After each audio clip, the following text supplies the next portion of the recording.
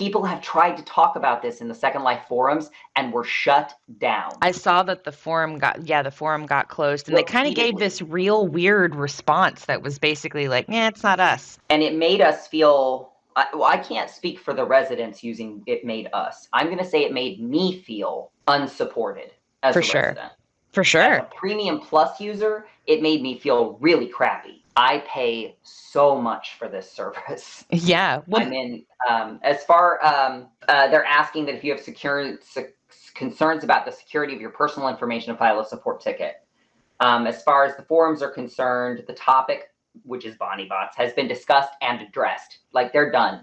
Linden Labs is done. They've addressed it. Further attempts to create new threads will be locked as well per the guidelines in the forum. Yeah, that's been like the new forum thing, over the last, since maybe like 6 months, it's gotten a little bit tense in there. They don't let you say anything. I've gotten shut out a couple of times. So this is Kira Linden. Yep, Kira Linden did it. Mm-hmm. She posted this. And she points us to 2 policies. And this is not a slight at Kira. I'm just going to read the policies. Yeah. She said, to information you provide when using our services. That is Linden Labs. That is the marketplace. That would be their Jira bug ticket thing. Anything under their umbrella, I would assume. Mm-hmm. Please note that our services may offer chat functions either one-to-one or within a limited group, or other forms of communication services such as real-time voice, either one-to-one or within a group, forums, community environments, including multiplayer gameplay, or other tools that are either restricted to other account holders or services users, or that do not have restricted audience and can be accessible by anyone. So what she's saying is, if you walk into a public place and start talking, you are subject to the people around you who are listening. If you're chatting in a group, you're subject to anyone in there with that information. But that's all centered around communication, not existence. Yeah. Any information, content, or communications, including personal information you provide when you use these features, will be available to the recipients. When we consent, it's there. If you talk, you are consenting to be heard. Dependent on the nature of the tool is in parentheses, and may be publicly posted and otherwise disclosed without limitation as to its use by us or a third party. This goes back to people having those disclaimers in their profiles, like, if you send me an IM, I can show that to anybody, which is true. You send me an IM, you're consenting to talk. And so I don't think that that's necessarily what the topic is talking about. No, obviously. We didn't consent to any of this. And it says, the next point is, while we endeavor at all times to protect the privacy of our users and to ensure no harm is caused through our services, given the nature of the tools, we have no obligation to keep private any information you made available to other users or the public using these functions. So your sales can be seen on the marketplace. If someone decided to add those up and say how much you made, that's okay. You consented to that.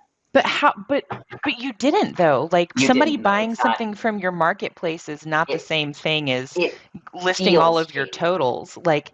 And I know her and Patch talk to Bonnie bots, but it feels invasive. It feels like Linden Labs does not have our backs.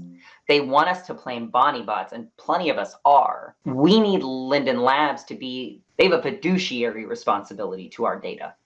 Yes. And if these people can access it and they weren't given access by Linden Labs needs to plug that hole. Well, and if they're saying that by simply existing, we are allowing, it's totally Jurassic Park. That was like the perfect scenario. I'm really surprised that they're not being more protective of these massive merchants that are making so much money for the company. Like, you would think that you would want to protect some of the the privacy so much money. Right. So let's look at one of the I'm going to go back to Bonnie Bot's website. I'm going to go back to the marketplace. I'm going to go back to top merchants. I'm going to take that top merchant who's redacted. I'm going to just take the number. Too. I'm just taking the number. I'm going to take 2,100,000. 153,757. Yep. Second Life gets 5% of marketplace earnings. That's 107,000 Linden just from this person in 2 weeks. Yep. Like, see, this is not, let's calculate Second Life's earnings based on this number. It's going to be outrageous. Like, we don't know what Second Life makes. They don't Tell us. Well, they And- did didn't they, like 6 months ago, there was an article that said how many, like, millions of dollars they brought in. So 5% is 107,687 over 2 weeks, which is $440. So But they that make times $440. off of their marketplace. That doesn't include in-world, right? Like, That doesn't include in world, and that's just for. So we're going to multiply that by 2 for a month, and that's $880 times 12 is $10,560 just in U.S. money, just from the top seller. from that one person.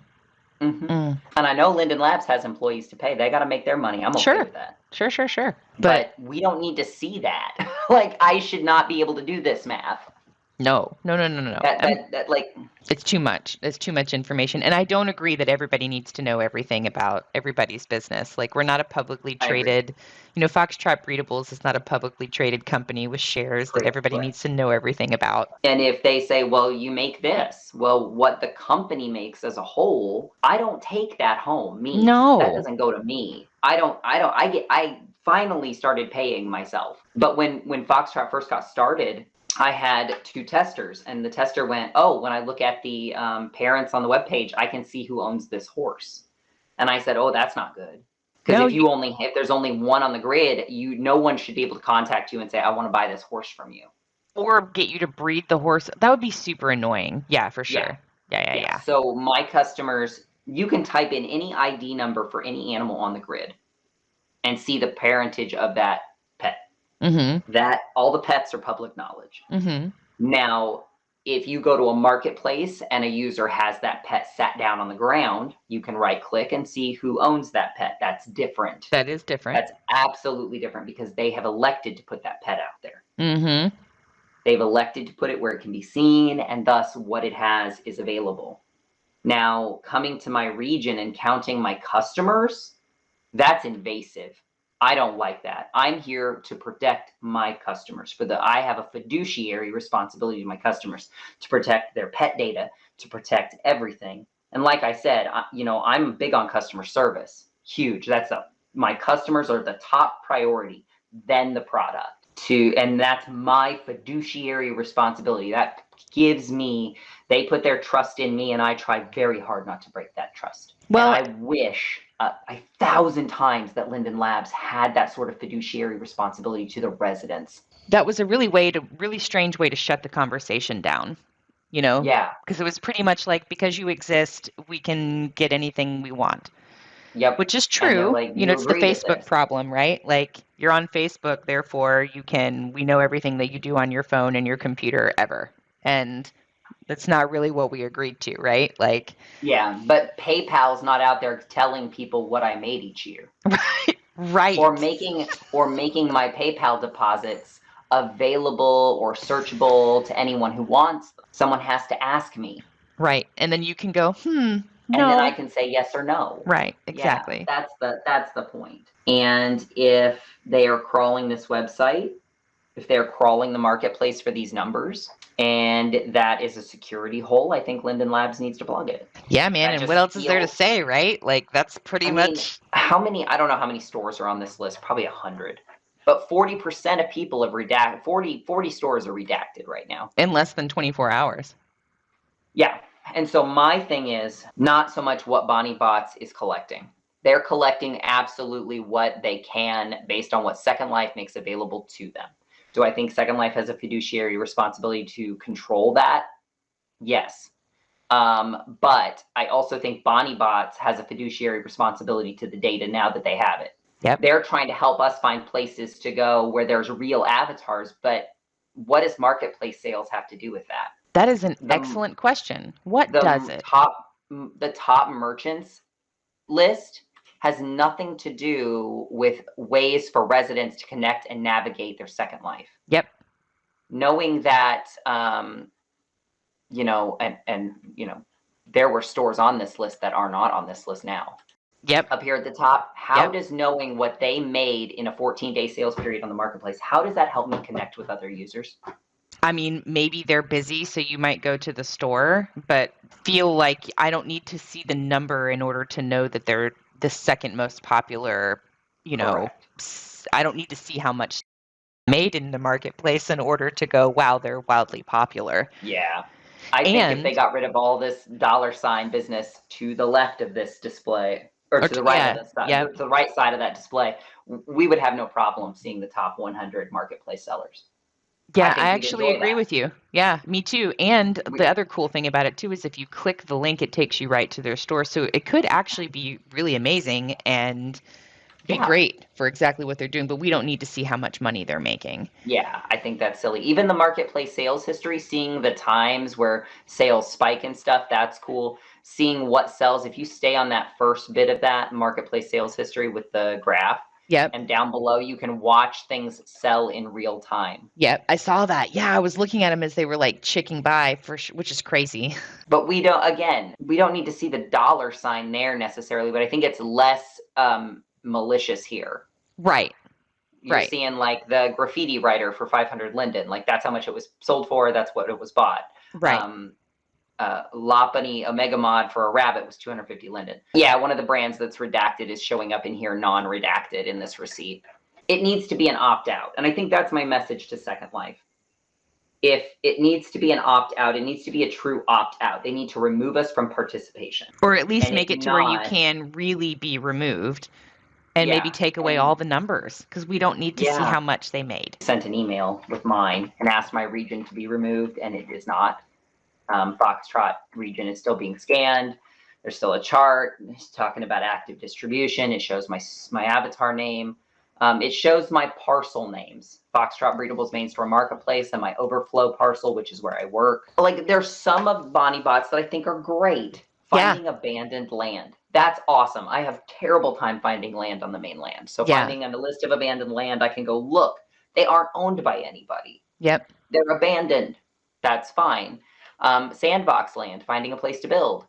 Linden Homes, if you're looking for a home, it has a list of available homes and how many prims you can use. That's totally fine. Yeah. It's the marketplace, the avatar search, the regions that you can't opt out of, and the res day. Why the res day? So if you click res day, there's a big giant res day board that shows all the active SL accounts with res days on the current date.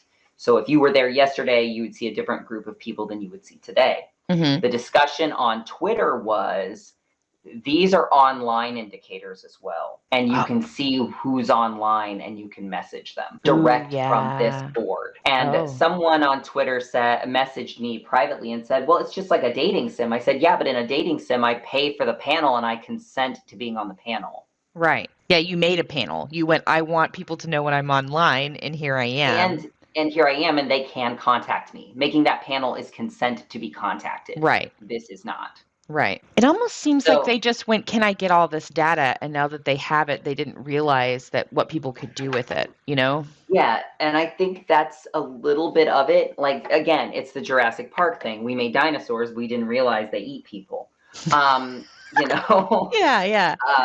But this could be fixed so easily with so little work. Well, then hopefully Bonnie Bots will listen to this video and take this as constructive feedback and fix it, since it doesn't seem like the lab is going to force them to do it. You know, I don't think the lab is going to force them to do it. So if you made that information available on the grid, or it is available and Second Life says, you know, you're responsible that it's available, you know, that's just how it is. I don't think they can do anything about it. Now, the marketplace, while its servers are in the US, the website is on the World Wide Web, where the regions, we aren't World Wide Webbing. Do you know what I mean? We're not in a browser, we're in a viewer. Yeah. And I don't know if there's a difference. We would need to speak to someone who does digital privacy law. Yeah, and so here's my next question. You can be 16 years old with the permission of a parent to be in Second Life. Are there people who are under the age of 18? Is their data being harvested? Well, they have to be, because it's well, maybe not. I mean, I guess they could have a dependency on there, but yeah. We don't know that. You're right. We don't know that. We don't know that. We don't know. And here's the thing. Second Life's privacy policy on their website stated that we were subject to the third party's privacy policy. Bonnie Bots doesn't have one. No. Oh my gosh. Not a single privacy policy, not a terms of service, because they are trying to provide a service. Oh I'm yeah, always happy to thank talk you to you. so much for like coming and like really talking about it, because sometimes people don't really say what they think, and I think everything that you said is really important, and I think it most importantly it shows the point of view for a business, right? Because that's kind of what we're talking about here. So No worries. Happy to talk. cool. You have a Okay. good one. Bye.